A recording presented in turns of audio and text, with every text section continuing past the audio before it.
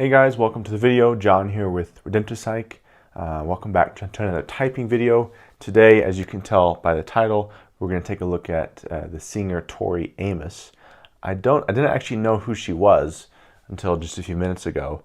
So I'm excited to type. I enjoy typing people who I'm not familiar with as well. So this is the third of the fourth requests that my group has given me. I asked them a little while ago what people they wanted to type. If you guys want to join the group, possibly get your requests turned into typing videos, you can follow the link above or in the description to be in my Telegram. So we're going to jump in here. I picked out 3 videos from interviews and whatnot from Tori Amos that I haven't seen, that will be analyzing how she communicates, her functions, things like that, to figure out her personality type. So we'll jump in here with the first one. Monsters are the best, most wonderful. Monsters are, it's like you gotta fight for your right to have a monster. As a performer, I work as a mirror. So whatever you're giving me, I give it back to you tenfold. Because that's how mirrors can work. When all this love is coming to you, and all this projection is coming to you, and all this stuff is coming to you, what an audience really is doing is they want to give it to themselves. Very important. I can tell she's going to be interesting. She seems extremely creative and very abstract off the bat. It's important here, when people hear mirrors, I know we talk about the NFJs and the STPs being mirrors, and yes, I believe that's true. But be careful of the language people use, because she said the word mirror and then she went to describe it. She described what people want, an abstraction of what they're looking for, and she can hold that and then give it back. That is more extroverted intuition, actually, than it is an NFJ, STP attribute. Performers do have this power. They can keep what you're giving them and not give it back. It's how you think. You can stop the wheel.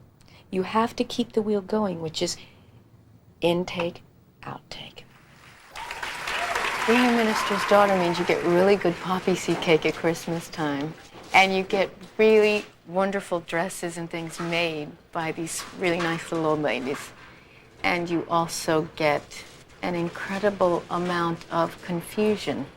But when you're 14 years old and you don't know what your beliefs are, you're taking on everybody's beliefs around you and you're making them yours. And I'm not about the institutionalized church at all. Minigun is based on a personal experience, and I wouldn't talk about it for 7 years. I saw Thelma and Louise, and it's like a door opened, and I began to open that door and free myself from being a victim in my head. You can carry that with you for the rest of your life, really. And I've smashed that.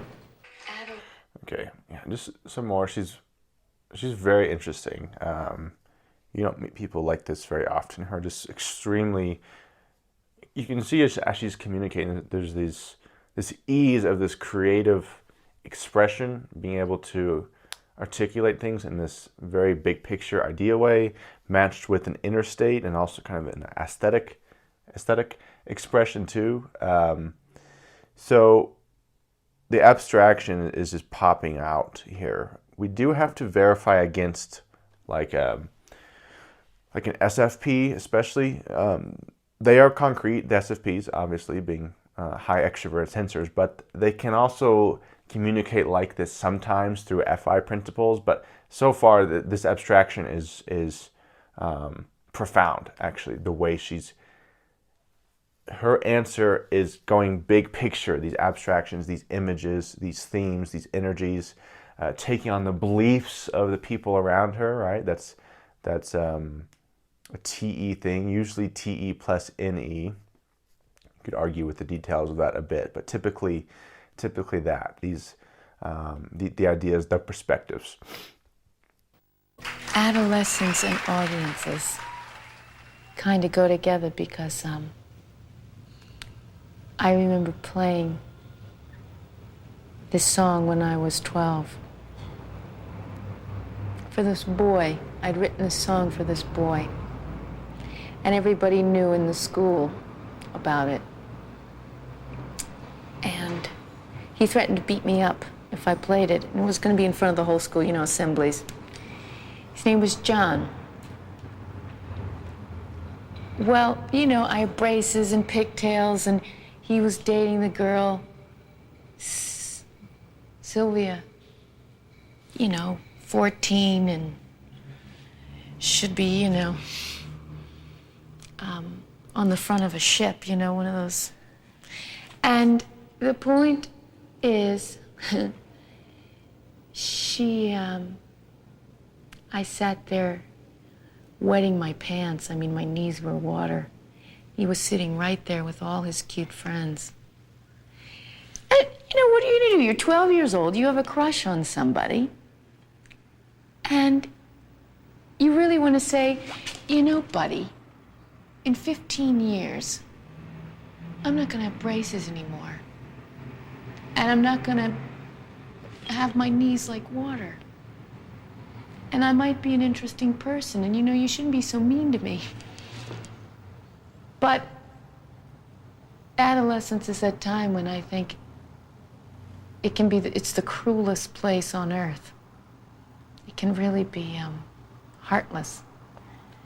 And I played that song, and everybody knew what was going on. Needless to say, he didn't beat me up. And he came up to me and said,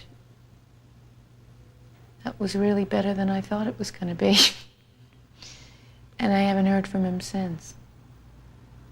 So I think about that sometimes when I have to go play out in front of an audience. And I go, well, my knees are weak and they're full of water. Do you ever play the song these days? No. No. Okay. So, a few more things there.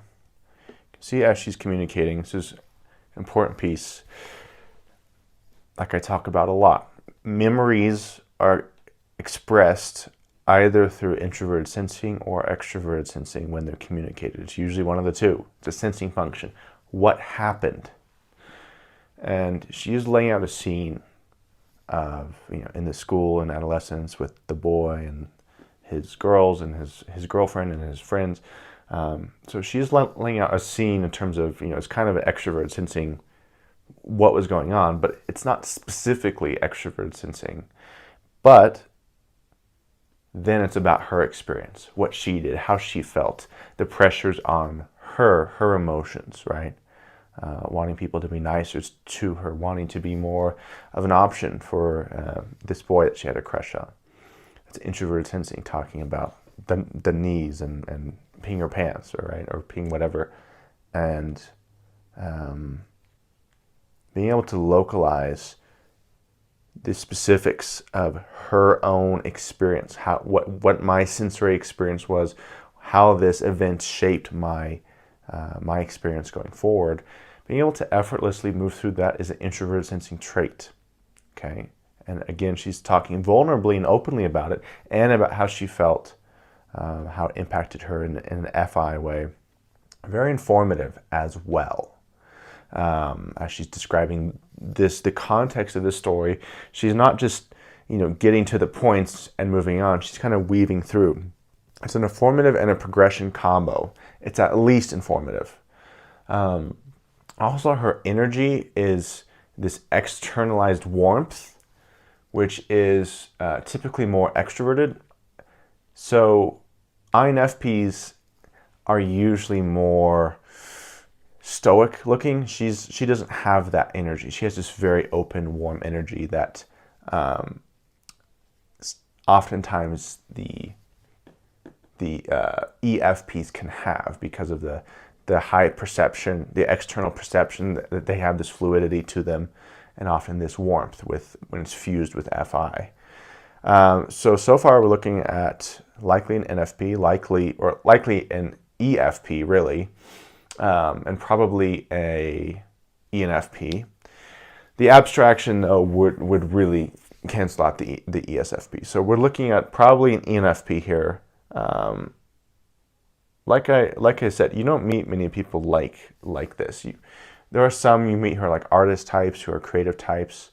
I know one who's a bit of an older lady. She's reminds me a little bit of this. Some ENFPs just like wear their heart on their sleeves and are still on their sleeve and is a pretty articulate and highly abstract. Yeah, so we'll do a few minutes of this other one just to get another interview, and then we'll see where we get to.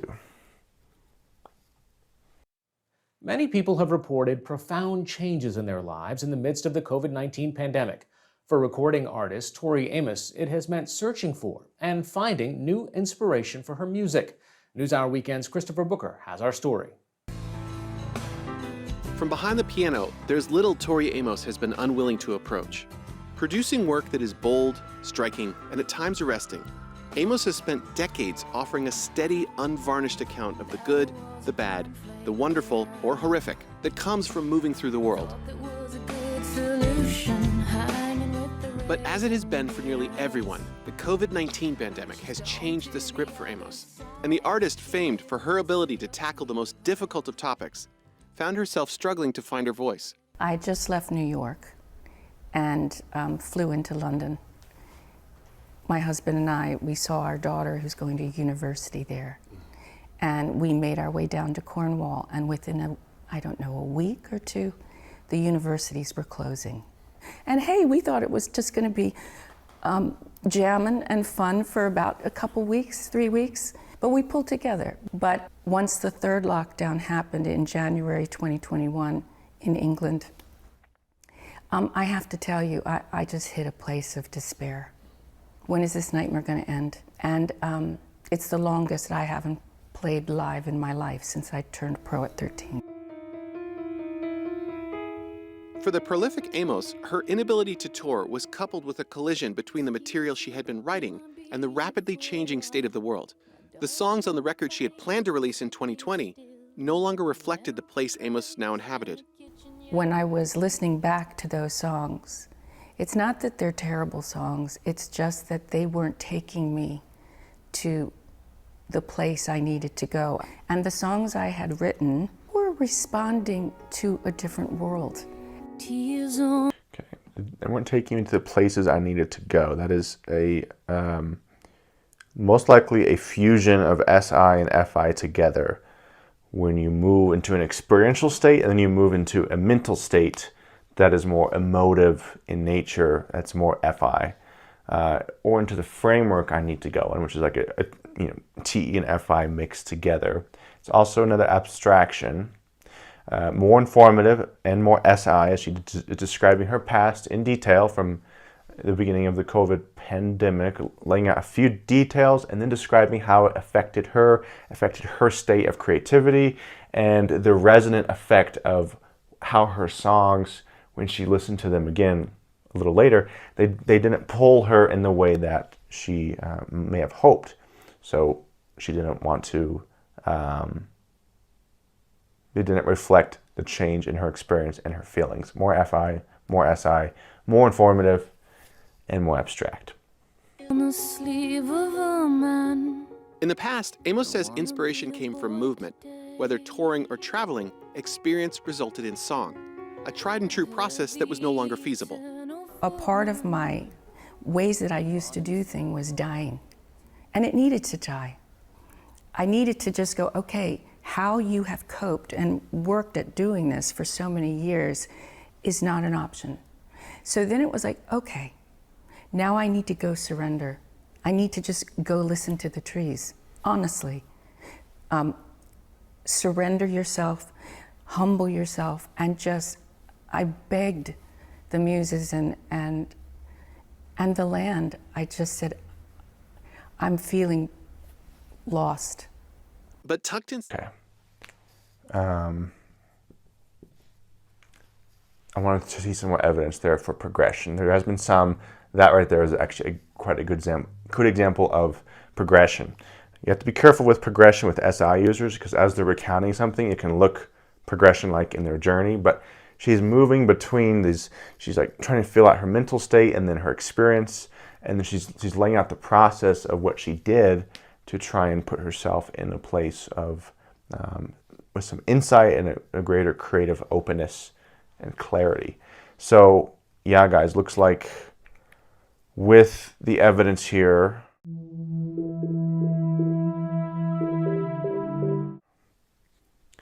Tori Amos seems to be an ENFP. Very informative.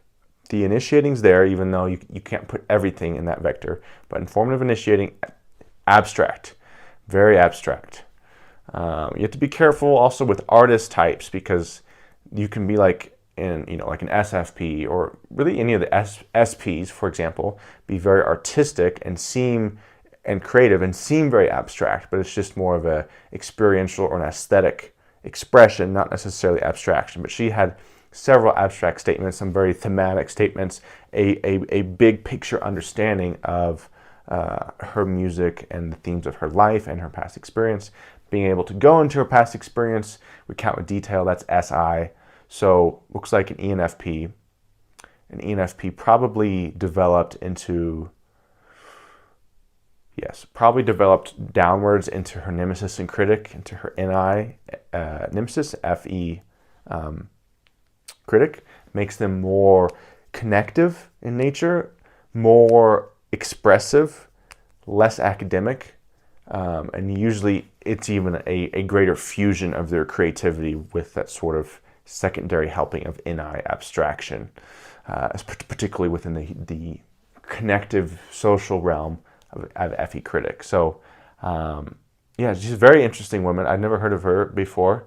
Some very compelling things she's saying from my golden pair. When your golden pair communicates, particularly in when the development's similar, you can kind of see below the surface a little bit of like where that's coming from. So that was an interesting experience for me. So yeah, guys, thanks for stopping by. Tori Amos seems to be an ENFP. Hope you guys enjoyed, and we'll see you next time.